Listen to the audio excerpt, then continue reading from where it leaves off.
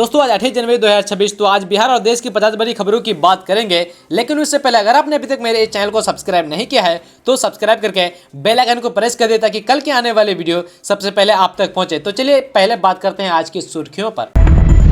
तेजस्वी को पूरी कुर्सी क्यों नहीं, क्या 2001 का सबक आज भी नहीं भूले लालू यादव। पटना नीट छात्रा मामला खुद घेरे में और तेवर आसमान पर। डॉक्टर प्रभात मेमोरियल अस्पताल के संचालक का वीडियो वायरल, बोले जमीन में धंसा देंगे। 117 साल पुराना कानून खत्म, अब जमीन की रजिस्ट्री में छोटी सी गलती भी पड़ेगी भारी, जाने क्या है नियम। राजद का चाल और चरित्र वही है, मंत्री दीपक प्रकाश ने तेजस्वी का कार्यकारी अध्यक्ष बनने पर कसा तंज।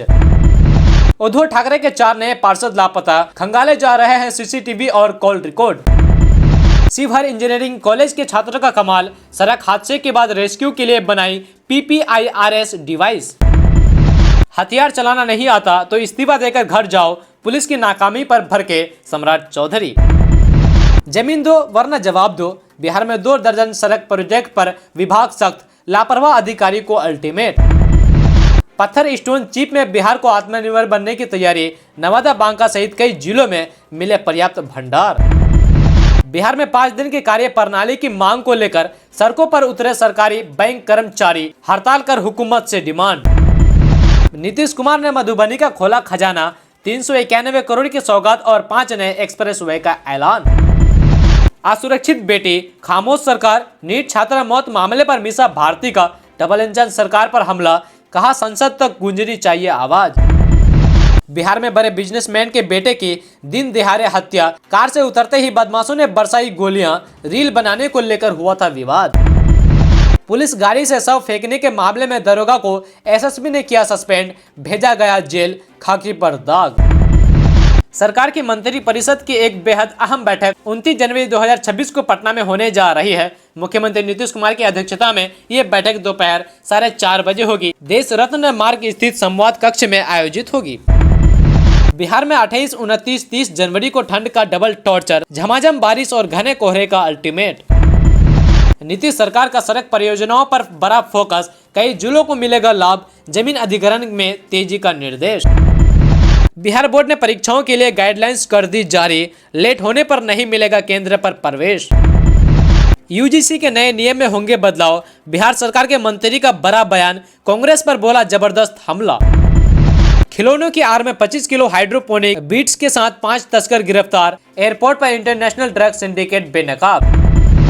ऑनलाइन भू लगान रसीद जारी करने पर सख्ती, सरकार ने दिए कार्रवाई के निर्देश, विजय सिन्हा का बड़ा बयान।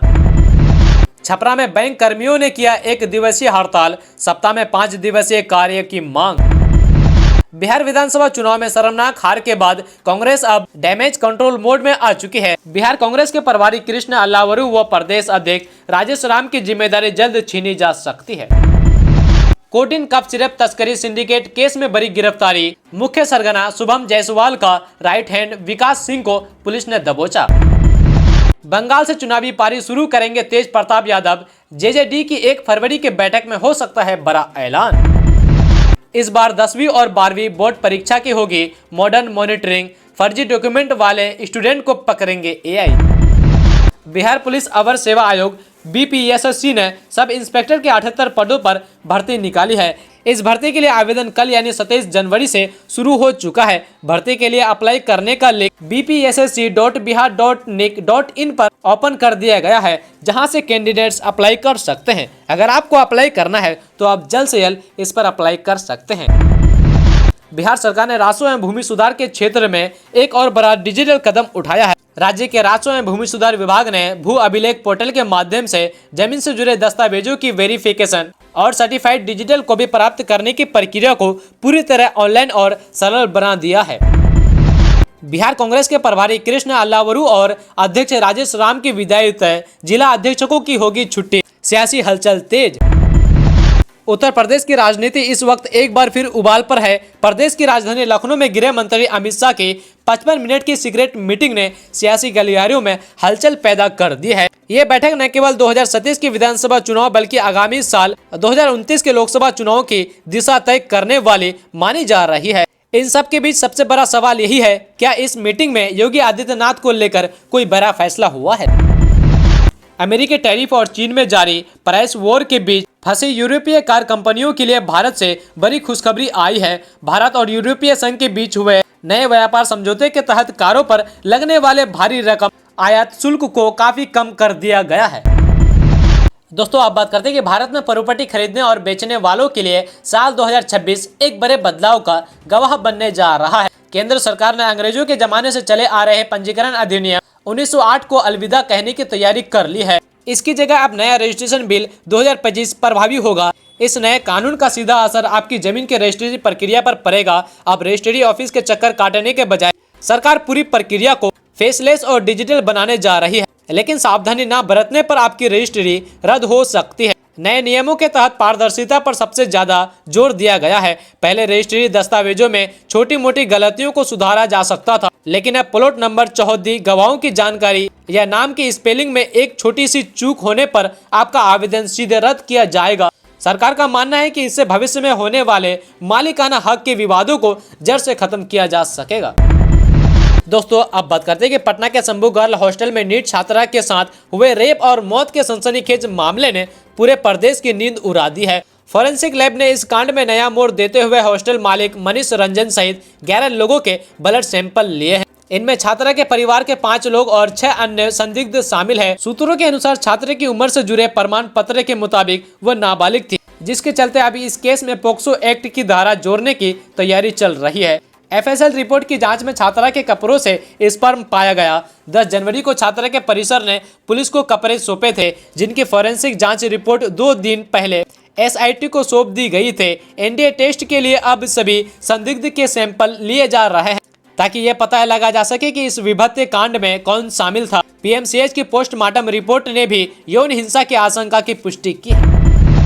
दोस्तों, भारत और यूरोपीय संघ ने बहुप्रतीक्षित फ्री ट्रेड डील पर समझौता कर लिया है। प्रधानमंत्री नरेंद्र मोदी ने मंगलवार 27 जनवरी को इस समझौते का ऐलान किया था। प्रधानमंत्री नरेंद्र मोदी ने कहा है कि भारत और यूरोपीय संघ के बीच एक दिन पहले हुए फ्री ट्रेड एग्रीमेंट से व्यापक आर्थिक लाभ होंगे। उन्होंने इसे मदर ऑफ ऑल डील्स और दुनिया के सबसे बड़ी अर्थव्यवस्थाओं के बीच ऐतिहासिक साझेदारी करार दिया है। इस समझौते पर आधिकारिक हस्ताक्षर लगभग 6 महीने के बाद होंगे, क्योंकि इसके टेस्ट को पहले कानूनी समीक्षा से गुजरना होगा। इसके बाद ये डील अगले साल यानी 2027 से प्रभावी हो जाएगी। दोस्तों, सप्ताह में 5 दिन की कार्य प्रणाली लागू करने की मांग को लेकर देश भर के केंद्रीय कर्मचारियों ने एक दिवसीय देशव्यापी हड़ताल पर सरकार को सीधा पैगाम दिया है। इस हड़ताल का असर सार्वजनिक और निजी दोनों ही सेक्टर में बैंकों में साफ तौर पर नजर आया। कई जगहों पर बैंक शाखाओं पर ताले लटके रहे, काउंटर सूने दिखे और लेन देन के लिए पहुंचे ग्राहक मायूस होकर लौट रहे हैं। बिहार शरीफ में इस हड़ताल ने जोरदार शक्ल अख्तियार की है।